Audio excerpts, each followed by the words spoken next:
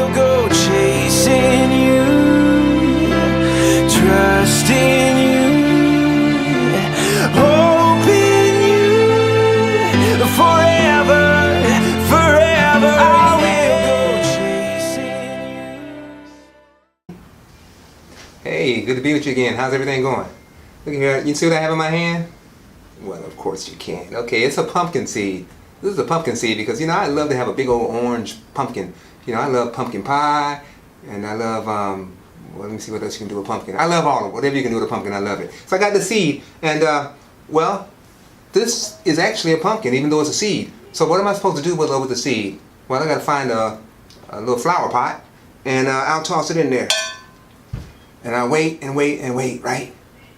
That's not all? Oh, I hear you. I hear you. So what I need to do is I need to put some soil up here, right? I mean, on top of it.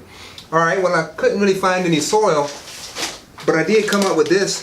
It feels like soil. It's called Colombian Supremo whole bean coffee. What? That won't work? I can't do that? I just put a... Okay. I'll take your word for it. But anyway, I think we're agreeing on this, though, that in order for that pumpkin to produce the pumpkin seed to produce a fruit, the pumpkin, what does it need? I need some dirt. I need dirt. It needs to get dirty. I need it pressed upon, put dirt on top of it and match it in and everything. That's the greatest guarantee that I'm actually going to receive, the pumpkin I desire. It's the same with us in life. It's the same thing that many times when you embrace a dream that God's given to you, when you embrace that dream, then you got to be ready because you're going to receive some opposition. In other words, you're going to receive people that they're going to come at you and they're going to be like, oh, they're going to try to do that. And they make it their aim to see you fail. So you come up with all these things when you decide that I'm going to jump out and I'm going to go for something great for God. Well, I want to encourage you because usually what happens is we pray that prayer and say, Lord Jesus, help me, get me out of all this stuff. Deliver me, Lord. See, that's how we pray.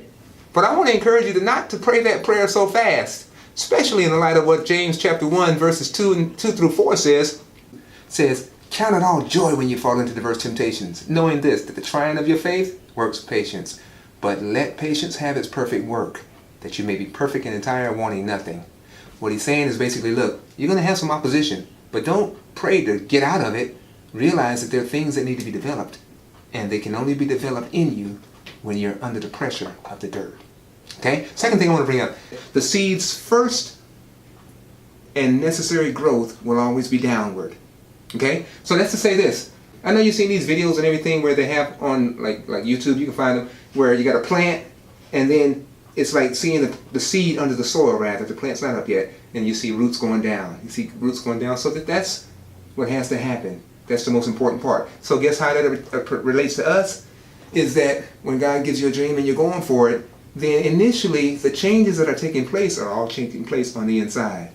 You're wondering why people around you don't have a clue. Can't they see the greatness that is taking place in my life? Can't they see how God's going to use me?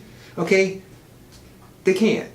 Why? Because it's all happening on the inside. So see, you and I have to be cool with the fact that it's happening on the inside and nobody can see it, and I'm good with that.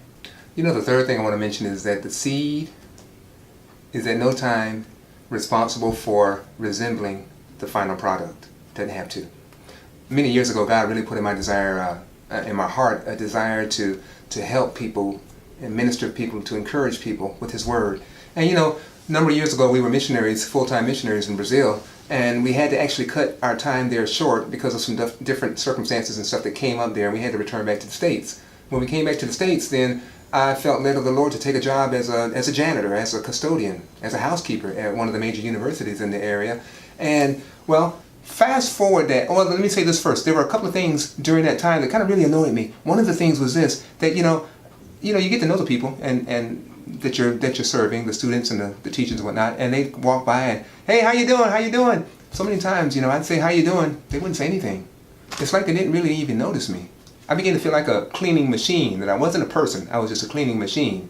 It's like, dang, that's not good. And the second thing that really kind of bothered me is that very seldom did we have someone to say, hey, I just wanted to stop and tell you, I appreciate what you're doing. You're doing a great job. Okay? So fast forward that to now. Now, through God's plan for me, I am pastoring. I'm one of the associate pastors here at our local church. Been doing this for over 3 years now.